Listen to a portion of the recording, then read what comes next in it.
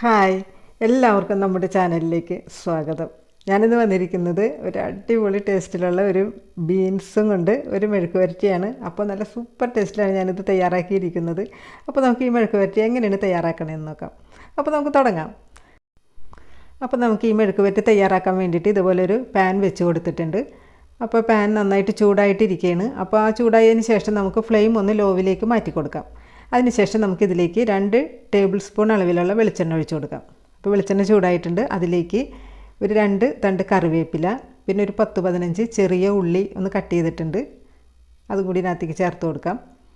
കൂടെ തന്നെ നമുക്ക് ഒരു 1/4 ടീസ്പൂൺ അളവിലുള്ള മഞ്ഞൾപ്പൊടിയും ഒരു 3/4 ടീസ്പൂൺ അളവിലുള്ള മുളക് പൊടി, നല്ല എരിവുള്ള മുളക് പൊടിയാണ്. പിന്നെ അതിൻ്റെ കൂടെ തന്നെ ഒരു അല്പം മാത്രം നാളികേരത്തിൻ്റെ ചെറിയ പീസുകളാക്കിയതും കൂടി ചേർത്തിട്ട് നന്നായിട്ട് നമുക്കിതൊന്ന് മിക്സ് ചെയ്ത് കൊടുക്കാം. അപ്പോൾ നന്നായിട്ട് ഒരുപാട് അങ്ങോട്ട് മൊരിഞ്ഞ് വരണ്ട. ആ ചെറിയ ഉള്ളിയൊക്കെ ഒന്ന് ചെറുതായിട്ടൊന്ന് ട്രാൻസ്പെറൻ്റ് ആയാൽ മാത്രം മതി. പിന്നെ ആ മുളക് പൊടിയുടെയും മഞ്ഞൾപ്പൊടിയുടെയൊക്കെ ആ ഒരു റോ ടേസ്റ്റ് ഒന്ന് മാറിക്കിട്ടണം. അപ്പോൾ ഇത്ര മതി. ഇനി നമ്മൾ അരിഞ്ഞ് വെച്ചിരുന്ന ബീൻസ്, 1 കപ്പ് അളവിലുള്ള ബീൻസ് ഇതിനകത്തേക്ക് ചേർത്ത് കൊടുക്കാം. പിന്നെ നമുക്കിതിനകത്തേക്ക് വേണ്ട ആവശ്യത്തിനുള്ള ഉപ്പും കൂടി ചേർത്തിട്ട് നന്നായിട്ട് നമുക്കിതൊന്ന് മിക്സ് ചെയ്ത് കൊടുക്കാം. പിന്നെ ഞാൻ ഇതിനകത്തേക്ക് ചേർത്ത് കൊടുക്കുന്നത് ഒരു പച്ചമുളകും കൂടി ചേർത്ത് കൊടുക്കുന്നുണ്ട്. അപ്പോൾ എരിവൊക്കെ ഓരോരുത്തരുടെ ഇഷ്ടം അനുസരിച്ചൊക്കെ ചേർത്ത് കൊടുക്കാം.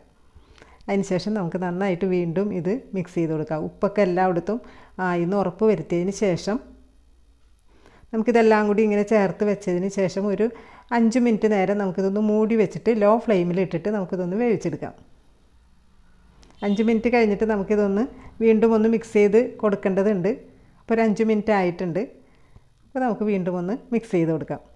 അപ്പോൾ നമ്മൾ ഉപ്പൊക്കെ ചേർത്തതിൻ്റെ പേരിൽ ഇതിനകത്ത് വെള്ളമൊന്നും ഒഴിച്ചിട്ടില്ലല്ലോ, പക്ഷേ ഇതിനകത്ത് നേരിയതായിട്ട് വെള്ളമൊക്കെ വന്ന് തുടങ്ങിയിട്ടുണ്ട്. അപ്പോൾ വീണ്ടും ഒന്ന് മിക്സ് ചെയ്തതിന് ശേഷം ഈ വെള്ളത്തിലിരുന്ന് ഇത് നന്നായിട്ടൊന്ന് വെന്ത് കിട്ടണം. അപ്പോൾ അതിന് വേണ്ടി നമുക്കൊരു 10 മിനിറ്റും കൂടി ലോ ഫ്ലെയിമിൽ തന്നെ ഇട്ടിട്ട് നമുക്കിത് നന്നായിട്ടൊന്ന് വേവിച്ചെടുക്കാം.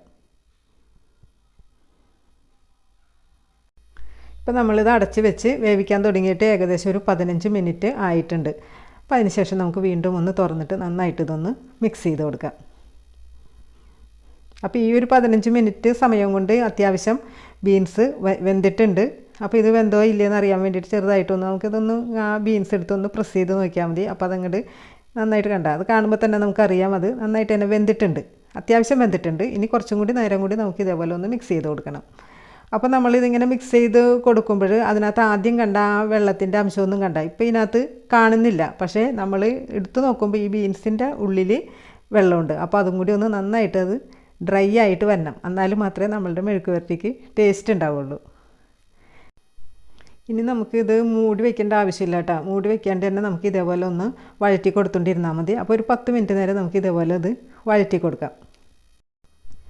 ഇപ്പോൾ നമ്മളിത് വഴറ്റാൻ തുടങ്ങിയിട്ട് വീണ്ടും ഒരു 10 മിനിറ്റും കൂടി ആയിട്ടുണ്ട്. അപ്പോൾ മൊത്തത്തിലൊരു 25 മിനിറ്റ് ആയിട്ടുണ്ട്. ആ ഒരു സമയം കൊണ്ട് നമ്മളിതിനകത്ത് ആ മെഴുക്കൊക്കെ തെളിഞ്ഞ് വന്നിരിക്കുന്നുണ്ട്. അപ്പോൾ വെള്ളത്തിൻ്റെ അംശമൊക്കെ തീർത്തും തന്നെ പോയിട്ടുണ്ട്, നന്നായിട്ട് ഡ്രൈ ആയി വന്നിട്ടുണ്ട്. കണ്ടോ, നല്ല അടിപൊളി ടേസ്റ്റിൽ നമുക്ക് മെഴുക്ക് വരട്ടി തയ്യാറാക്കാൻ പറ്റിയിട്ടുണ്ട്. അപ്പോൾ ഈ ഒരു സമയത്ത് നമ്മൾ ഇതിൽ നിന്ന് എടുത്തിട്ട് നമുക്ക് ഈ ബീൻസ് ഒന്ന് പ്രസ് ചെയ്ത് നോക്കിയാൽ ഇതിനകത്ത് ഒട്ടും വെള്ളത്തിൻ്റെ അംശം ഉണ്ടാവില്ല. കാരണം ഇതിനകത്ത് നമ്മളത് പ്രസ് ചെയ്യുമ്പോൾ കിട്ടുന്നത് ആ മെഴുക്കാണ്.